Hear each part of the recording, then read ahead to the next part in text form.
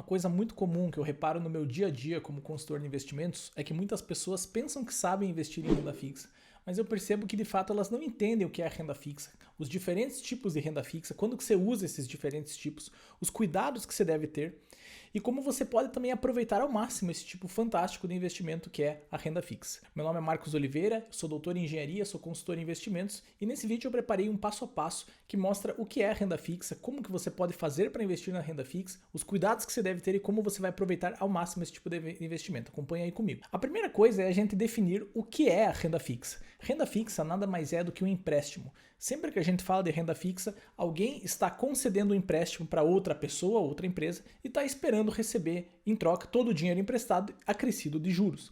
Veja que é diferente da renda variável. Renda variável é a participação num negócio. Quando você participa de um negócio, pode ser uma empresa, pode ser um imóvel, você não tem como saber quanto aquilo vai render. A renda varia no tempo, logicamente o nome recebido é renda variável. Na renda fixa, quando você empresta seu dinheiro para alguém, você sabe exatamente quanto você vai receber de volta e quando você vai receber de volta. Por isso que o nome desse investimento é renda fixa. Mas o que acontece? Dependendo de para quem você está emprestando, os investimentos em renda fixa recebem nomes diferentes. Por exemplo, se você emprestar seu dinheiro para o próprio governo brasileiro, você está investindo em títulos públicos federais, através muitas vezes do chamado Tesouro Direto.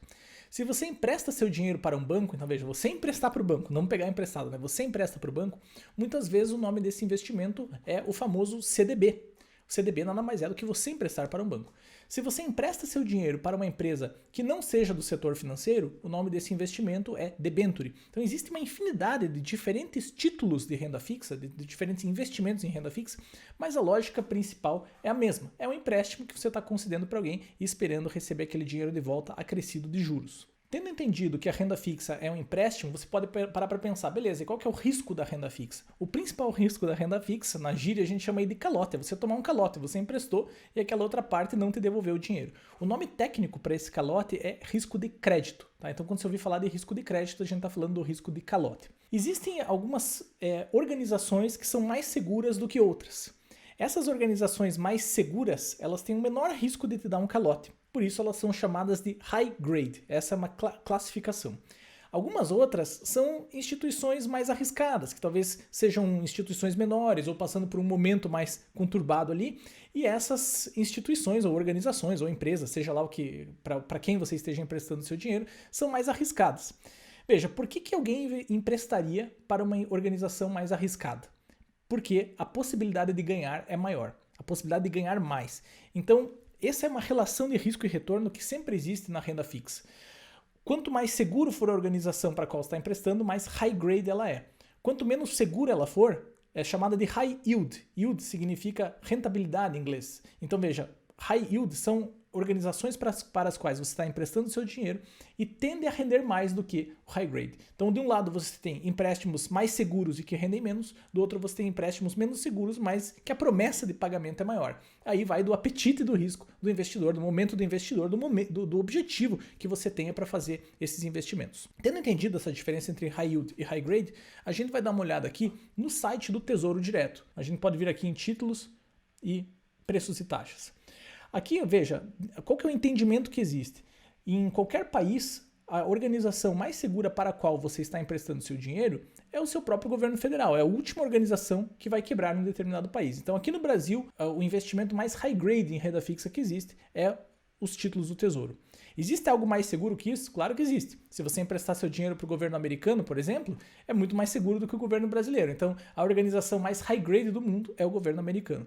Já por outro lado, se você emprestar dinheiro para um banco menor através do investimento num CDB, por exemplo, o C6 Bank que eu deixei aberto aqui, então olha só, nada contra o trabalho do C6, até onde me consta é uma ótima empresa inclusive, mas é claro que não tem a robustez do governo federal brasileiro. Então, esse tipo de título é considerado mais high yield aqui no Brasil. Agora que você entendeu essa relação de risco e retorno e os títulos high yield e high grade, a gente vai dar uma olhadinha nos tipos de títulos que existem. Aqui no site do Tesouro fica bem claro. Temos o Tesouro pré-fixado, Tesouro Selic e Tesouro IPCA. Qual seria a diferença disso? O Tesouro Selic ele é chamado de pós-fixado, porque ele é fixado a um indexador, que nesse caso é a Selic. Eu reparo que as pessoas leigas tendem a chamar de renda fixa, quando elas falam de renda fixa, elas estão se referindo a essa renda fixa pós-fixada, que é uma renda fixa que não tem muitos altos e baixos, ela não tem volatilidade, ela simplesmente vai crescendo lentamente com o passar do tempo. O Tesouro Selic faz exatamente isso.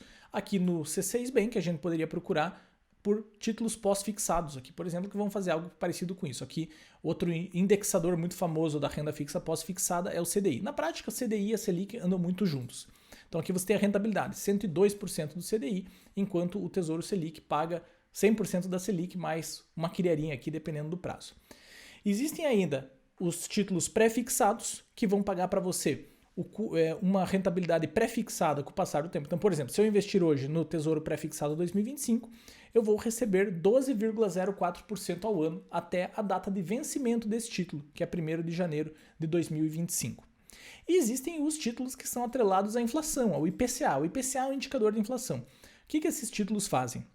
Você tem aqui, por exemplo, um título que vai pagar IPCA mais 5,58% até 2026. Ou seja, ele vai corrigir toda a inflação do período e ainda vai pagar 5,58% ao ano acima da inflação se eu investir nesse título. Então é interessante para proteger o seu capital da inflação. Detalhe, tanto os títulos pré-fixados quanto os híbridos que são associados aqui ao IPCA, eles são voláteis, eles variam no tempo. Você sabe quanto você vai ter lá no futuro. Então você sabe quanto você investiu hoje, você sabe quanto vai ter lá no futuro. Mas você não sabe qual é a trajetória que esse investimento vai fazer até chegar até lá. Então tem que ter um certo cuidado com essa volatilidade. Às vezes algumas pessoas se surpreendem com essa volatilidade que surge nesses títulos aí de renda fixa, pré-fixados ou atrelados à inflação. Aqui no site do C6, se a gente descer, deve ter alguns também que são atrelados, olha só, pré-fixados e também atrelados à inflação. Esses aqui, né? Até interessante a gente olhar, olha só, pré-fixado 5 anos, paga 13,6%. Vamos ver os do governo federal.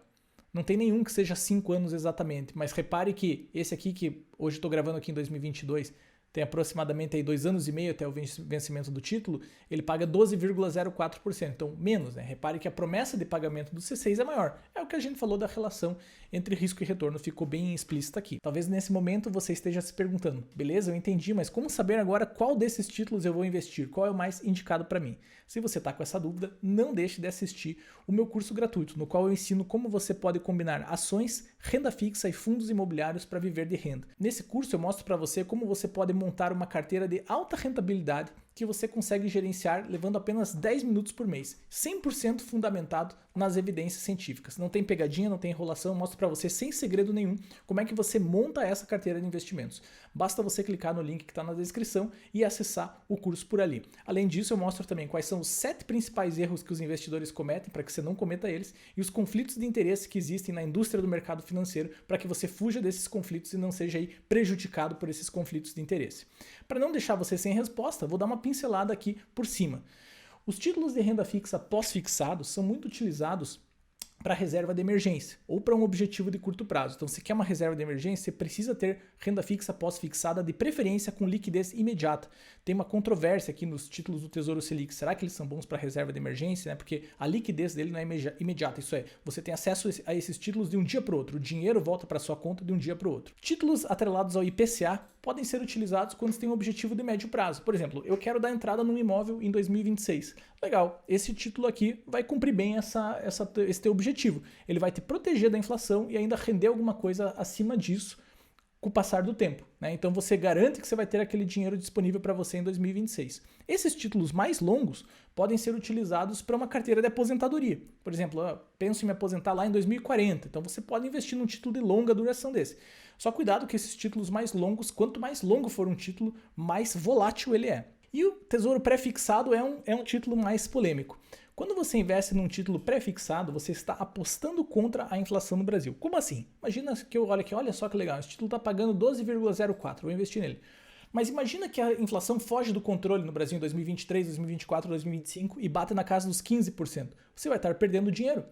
porque a inflação é maior do que o que rende teu título. Então, eu particularmente não gosto muito de investir nos títulos do Tesouro pré-fixado, pensando assim no investimento, porque você não sabe se te protege ou não da inflação.